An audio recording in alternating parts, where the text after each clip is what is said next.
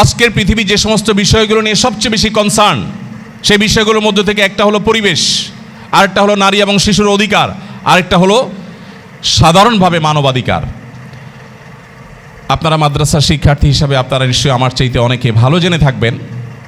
আমাদের প্রিয় নবী সাল্লাল্লাহু আলাইহি সাল্লামের হাদিসের ভান্ডার দেখলে আমরা দেখি যে এই তিন সেক্টরে তার যে সমস্ত নির্দেশনা ছিল, তার যে সমস্ত ইরশাদাত ছিল, তার যে সমস্ত গাইডেন্স ছিল, সেগুলো আজকের পৃথিবীতে এই পরিবেশ, মানবাধিকার, নারী শিশু অধিকারের ধ্বজাধারীরা সেগুলোর ধারে কাছেও আজও পর্যন্ত যেতে পারেনি।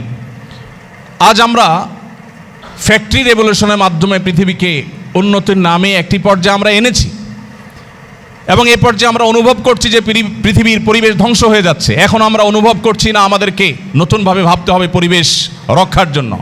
প্রিয় নবী সাল্লাল্লাহু আলাইহি সাল্লামের সময় যখন ফ্যাক্টরি ছিল না, কলকারখানা ছিল না, কালো ধোঁয়া ছিল না, পরিবেশ নষ্ট হওয়ার মতো পরিবেশ পরিস্থিতি ছিল না, তখন নবী করিম সাল্লাল্লাহু আলাইহি সাল্লাম বৃক্ষরোপণের ব্যাপারে যেভাবে গুরুত্ব আরোপ করেছেন, আজ আমরা ফুটপাত দখল হয়ে যায় তখন আমরা রাস্তা দখলমুক্ত করার জন্য আন্দোলন করতে হয়। নবীজি সাল্লাল্লাহু আলাইহি ওয়াসাল্লাম সেই তখন বলেছেন, ইয়াকুমুল জুলুসা আলাত তারিক, তোমাদের কেউ খবরদার রাস্তা দখল করে বসবে না।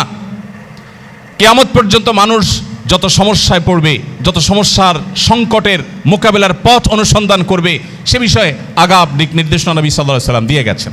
অতএব সেই নবী সাল্লাল্লাহু আলাইহি সাল্লামের আদর্শের প্রকৃত অনুসারী হতে হলে শুধুমাত্র ওয়াজ ও নসিহতের মধ্যে নিজেদেরকে সীমিত না রেখে আমাদেরকে উম্মার জন্য উপকারী শত সহস্র প্রজেক্ট হাতে নিতে হবে।